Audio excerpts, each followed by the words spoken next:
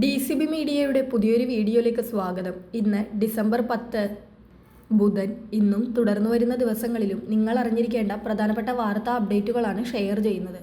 Channel ആദ്യമായി കാണുന്നവർ subscribe ചെയ്യുക, വീഡിയോ ഇഷ്ടമായാൽ ലൈക്ക് ചെയ്യുക, ഫേസ്ബുക്കിൽ കാണുന്നവർ പേജ് ഫോളോ കൂടി ചെയ്യുക.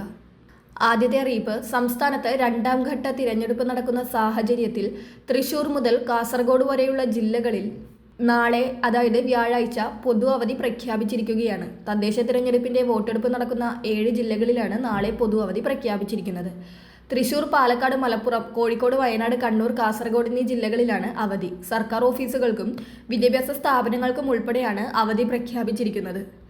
അടുത്ത അറിയിപ്പ്, നമ്മുടെ സംസ്ഥാനത്ത് 60 വയസ്സിന് മുകളിൽ പ്രായമുള്ള വ്യക്തികൾക്ക് 10,000 രൂപ വരെ ധനസഹായം ലഭിക്കുന്ന സാമൂഹ്യനീതി വകുപ്പിന്റെ ഒരു പദ്ധതിയുണ്ട്. മന്ദഹാസം എന്ന് പറയുന്ന ഈ പദ്ധതിയിൽ കൃത്രിമ ദന്തനിര സ്ഥാപിക്കുന്നതിന് വേണ്ടി, അല്ലെങ്കിൽ കേടുപാടുകൾ വന്ന പല്ലുകളൊക്കെ മാറ്റി പുതിയ പല്ല് സ്ഥാപിക്കുന്നതിന് വേണ്ടി ധനസഹായം നൽകുന്നതാണ്. സർക്കാർ അംഗീകരിച്ചിട്ടുള്ള ഡെന്റൽ കോളേജുകൾ വഴി നമുക്കിത് സ്ഥാപിച്ചു നൽകുന്നതാണ്. ഈ പദ്ധതിയിലേക്ക് രജിസ്റ്റർ ചെയ്യാനുള്ള അവസരം 2025 ഡിസംബർ 31 വരെയാണ്. അതിനാൽ അപേക്ഷ വയ്ക്കുവാൻ താല്പര്യമുള്ളവർ എത്രയും വേഗം തന്നെ അപേക്ഷകൾ സമർപ്പിക്കുക. BPL, AAY റേഷൻ കാർഡുകളിൽ ഉൾപ്പെട്ട വ്യക്തികൾക്കായിരിക്കും ധനസഹായം ലഭിക്കുക. ഗുണഭോക്താവിന്റെ ആധാർ കാർഡ്, ഡെന്റിസ്റ്റ് സാക്ഷ്യപ്പെടുത്തിയ പല്ലുകൾ മാറ്റി സ്ഥാപിക്കാൻ അനുയോജ്യമാണ് എന്നൊക്കെയുള്ള കാര്യങ്ങൾ ഉൾപ്പെടെ വിശദമാക്കുന്ന സാക്ഷ്യപത്രം, പ്രായം തെളിയിക്കുന്ന ഡോക്യുമെന്റുകൾ തുടങ്ങിയവ ഇതിനാവശ്യമാണ്. സാമൂഹ്യനീതി വകുപ്പിന്റെ സുനീതി പോർട്ടൽ വഴിയാണ് ഇതിലേക്ക് അപേക്ഷകൾ സമർപ്പിക്കേണ്ടതും രജിസ്റ്റർ ചെയ്യേണ്ടതും. അർഹതയുള്ളവർ ഇതിലേക്ക് രജിസ്റ്റർ ചെയ്യുവാൻ ശ്രദ്ധിക്കുക. അടുത്ത അറിയിപ്പ്, ഒഴിവാക്കൽ മാനദണ്ഡങ്ങളിൽ ഉൾപ്പെടാത്ത മുൻഗണനേതര വിഭാഗമായ NPS നീല, NPNS വെള്ള റേഷൻ കാർഡുകൾക്ക് മുൻഗണനാ വിഭാഗമായ PHH പിങ്ക് വിഭാഗത്തിലേക്ക് മാറ്റുന്നതിനായുള്ള ഓൺലൈൻ അപേക്ഷകൾ നടന്നുകൊണ്ടിരിക്കുകയാണ്. അംഗീകൃത അക്ഷയ കേന്ദ്രം വഴിയോ സിറ്റിസൺ ലോഗിൻ പോർട്ടൽ വഴിയോ അപേക്ഷകൾ സമർപ്പിക്കാം.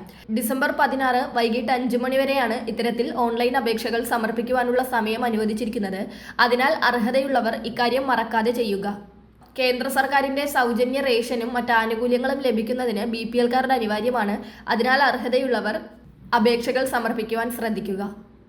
അടുത്ത അറിയിപ്പ്, കർഷകർക്ക് വർഷം 6,000 രൂപ വീതം നൽകുന്ന കേന്ദ്ര പദ്ധതിയാണ് PM കിസാൻ സമ്മാൻ നിധി. ഈ പദ്ധതിയിൽ കൃഷിഭൂമിയുള്ള കർഷകർക്ക് അല്ലെങ്കിൽ സ്ഥലമുള്ള കർഷകർക്ക് രജിസ്റ്റർ ചെയ്യുന്നതിന് വേണ്ടി ഇപ്പോൾ അവസരം വന്നിരിക്കുകയാണ്. ഇതിൽ വീണ്ടും രജിസ്ട്രേഷൻ ആരംഭിച്ചിരിക്കുകയാണ്. നിലവിൽ പുതുതായി ഭൂമി വാങ്ങിയ കർഷകർക്ക് ഇതിൽ രജിസ്റ്റർ ചെയ്യാൻ സാധിക്കുകയില്ല. പദ്ധതി ആരംഭിച്ച സമയത്ത് കൃഷിഭൂമി ഉണ്ടായിരുന്ന കർഷകർക്ക് ഈ പദ്ധതിയിൽ അപേക്ഷ വയ്ക്കുവാൻ സാധിക്കും. അതായത് 2018 വരെ സ്വന്തമായി ഭൂമിയുള്ള കർഷകർക്ക് ഇളവുകളോടെ ഇപ്പോൾ പുതുതായി പദ്ധതിയിലേക്ക് രജിസ്റ്റർ ചെയ്യാനുള്ള അവസരമാണ് വെബ്സൈറ്റിൽ ഒരുക്കിയിട്ടുള്ളത്. 2018 വരെ സ്വന്തമായി ഭൂമിയുള്ള കർഷകർക്ക് ഇപ്പോഴും ഭൂമി അവരുടെ കൈവശമുണ്ടെങ്കിൽ ഇതിലേക്ക് രജിസ്റ്റർ ചെയ്യാം. 2018-19 വർഷത്തെ കരമടച്ച രസീത് ഇതിനുവേണ്ടി അപ്ലോഡ് ചെയ്യണം.